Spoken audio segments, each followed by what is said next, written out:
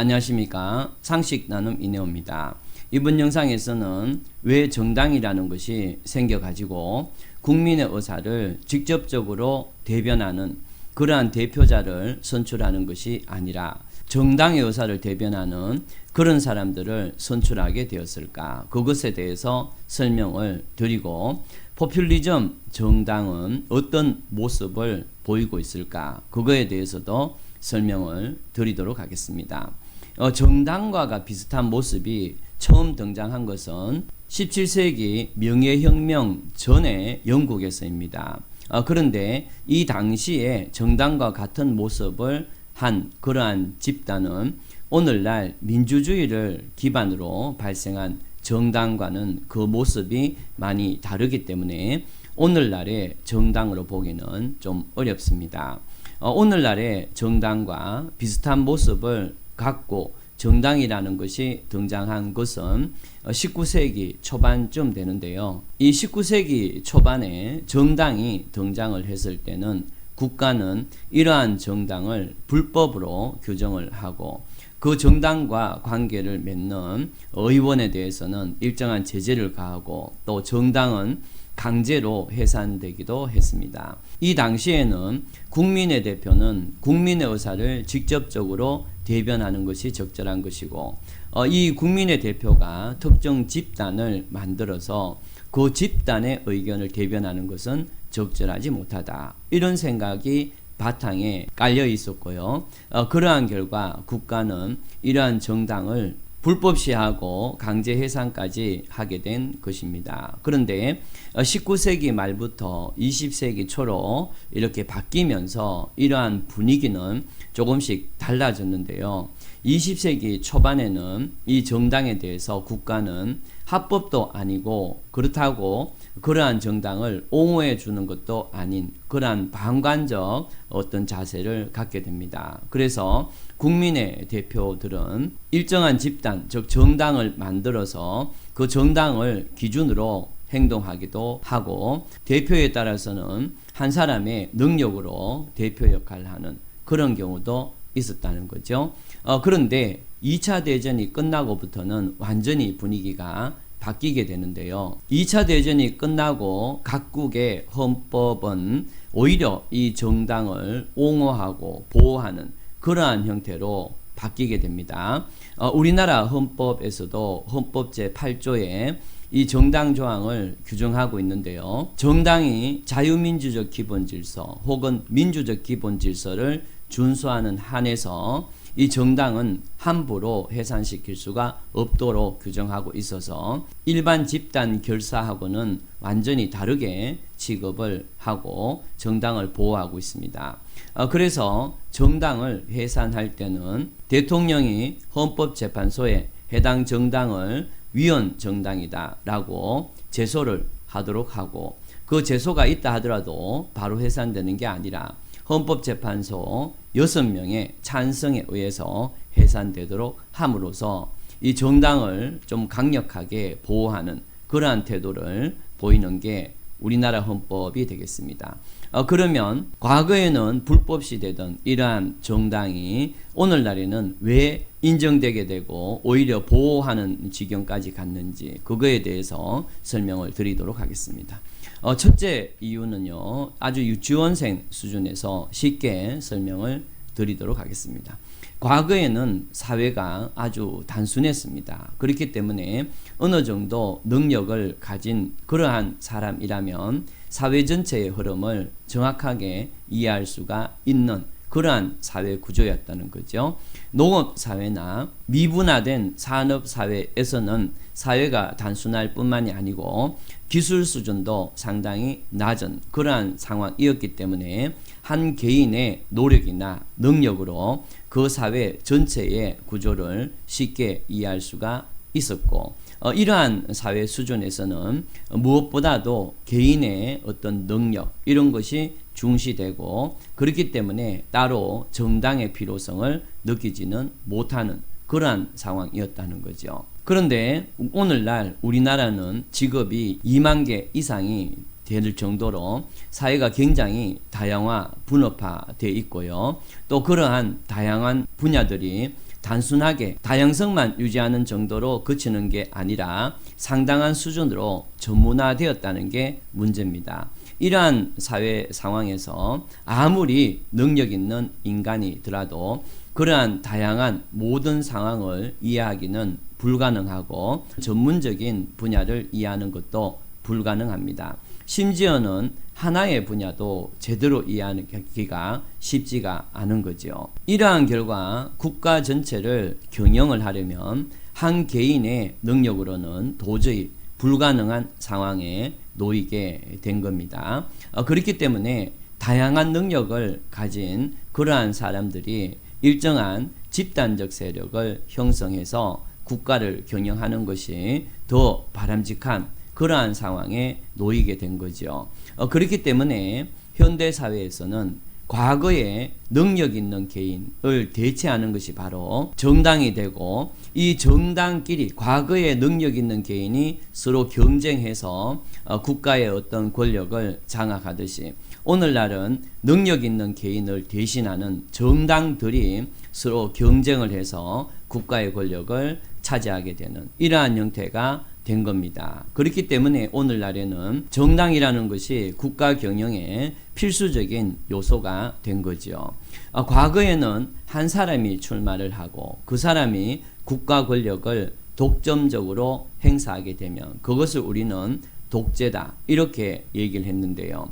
오늘날에는 그 한 사람을 대신하는 것이 정당입니다. 그렇기 때문에 한 나라에서 하나의 정당이 독점적으로 권력을 가지고 행사를 하게 되면, 그렇게 되면 그것을 과거에 한 사람이 독재하는 것과 동일한 형태로 독재가 되게 되는 겁니다. 따라서 이 중국이나 북한은 정당이라는 어떤 이름을 가진 그러한 것이 있긴 하지만 하나의 정당이 독점적으로 권력을 갖고 그걸 바탕으로 권력을 행사하고 국민들을 장악하기 때문에 그러한 이유로 중국이나 북한은 정당이 있다 하더라도 독재 국가다 이렇게 얘기를 하게 되는 거죠. 우리나라 헌법에서는 복수정당제를 규정함으로써 한 정당에 의한 독재를 방지하는 그러한 규정을 두고 있습니다. 자, 두 번째, 오늘날 두 번째 정당이 필요한 이유에 대해서 설명을 드리겠습니다.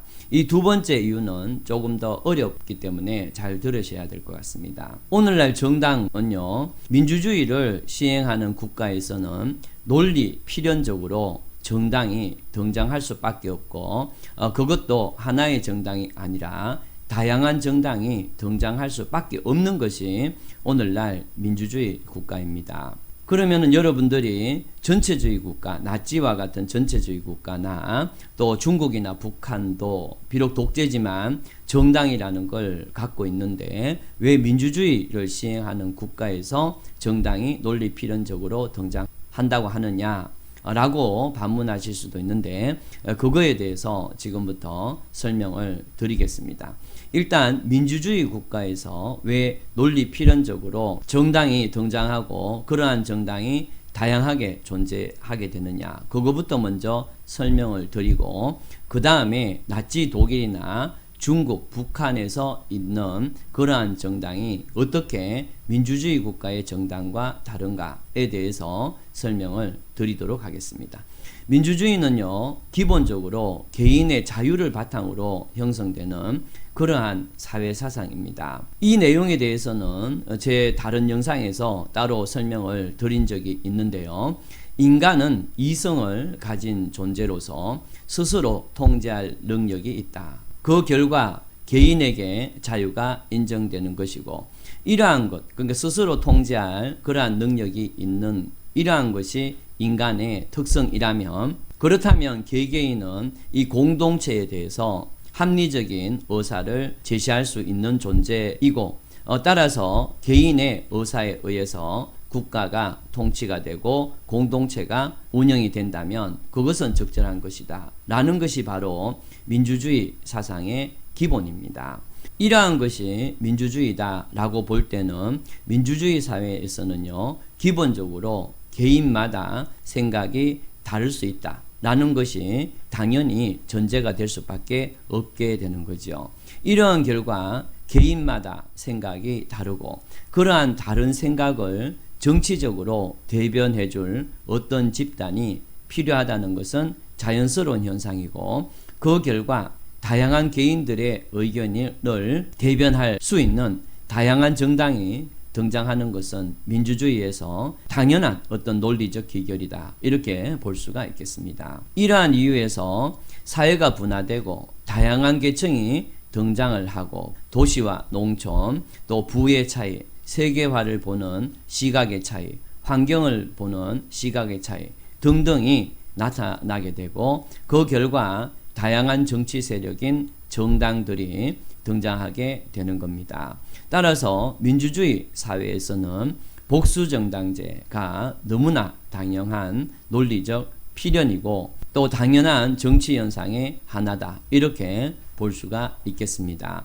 이런 점에서 논리 필연적으로 복수정당제를 부정하는 포퓰리즘 정당 혹은 전체주의 독재주의 국가의 정당과 민주주의 정당은 완전히 다른 그러한 존재라고 볼 수가 있겠습니다.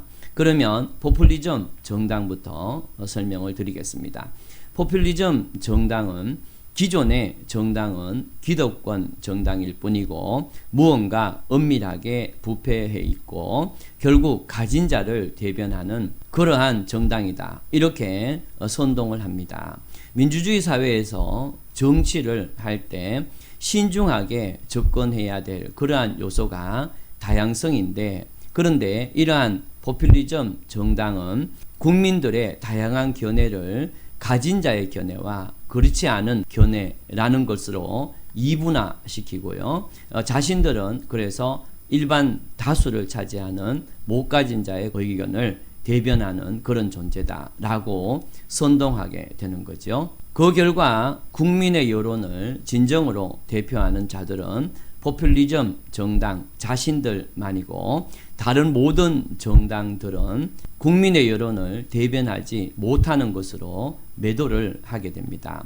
이러한 포퓰리즘 정당은요, 형식적으로는 민주주의라는 탈을 쓰고 민주주의의 다양성이라는 것을 등에 업고 등장을 하게 되지만 실질적으로는 또 결과적으로는 민주주의를 부정하는 태도를 취하고 결국에는 민주주의를 부정하는 결과로 도출되게 됩니다.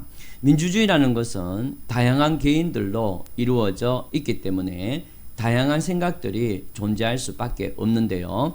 그렇기 때문에 전체적으로 통일된 견해, 루소가 말하는 일반 의지라는 것은 사실은 존재하지 않게 되는 게 민주주의의 가장 기본입니다. 그럼에도 불구하고 포퓰리즘 정당은 국민 전체에게 공통된 일반 의사가 있다고 보고 자신들만이 이 국민 전체의 일반 의사를 대변할 수 있는 존재다. 이렇게 선동을 하게 되는 거죠. 그 결과 포퓰리즘 정당은 결국 다른 모든 다양한 정당을 부정하게 됩니다. 왜 그런가 하면 자신들만이 국민을 대변하는 정당이다. 이렇게 생각하기 때문에 그렇습니다. 자신들만이 국민을 대변한다는 독재적인 사고를 하게 되고 또 엘리트주의적 사고에 빠져서 결국 필연적으로 다른 모든 다양한 정당을 배제시키고 자신들만의 독재로 기결되게 되는 게 포퓰리즘 정당의 특징입니다. 포퓰리즘 정당에 대한 설명은 드렸고요. 이제는 전체주의 국가의 정당이나 중국이나 북한과 같은 정당은 민주주의 정당과 어떻게 다른지 지금부터 설명을 드리겠습니다. 민주주의 정당은 개인의 다양성을 바탕으로 다양한 국민들의 견해를 대변하기 위해서 다양한 형태의 정당이 등장하게 되는데요. 그런데 전체주의 정당이나 북한, 중국의 정당은 국민의 다양한 여론을 반영하는 것이 그 기능이 아니라 독재자 자신들의 이익을 구성원 전체의 이익으로 일반화시키는 그러한 역할을 하게 됩니다. 이들 국가에서의 국민들은 정당을 비판하고 평가하는 것이 아니라 오히려 정당에 의해서 평가되고 비판됩니다. 이들 국가에서 국민들은 일당 독재 정당에 가입하는 것을 지배층으로 가는 어떤 통로로 인식을 하게 되는 거고요. 또한 독재 정당에 가입하는 것은 그 사회에서 엘리트층임을 증명하는 그러한 수단으로 이해되기도 합니다. 그렇기 때문에 전체주의 국가 혹은 독재 국가에서의 정당은 민주주의 국가에서의 말하는 정당이 아니라 특권층의 다른 표현에 불과한 집단, 이렇게 이해할 수가 있게 되겠습니다. 자, 이번 영상에서 왜 민주주의 사회에서 정당이 등장했고 민주주의 정당과 포퓰리즘 정당이 어떻게 다르며 또 민주주의 정당과 독재국가의 정당이 어떻게 다른지에 대해서 설명을 해드렸습니다. 다음에는 더 좋은 영상으로 찾아뵙도록 하겠습니다. 감사합니다.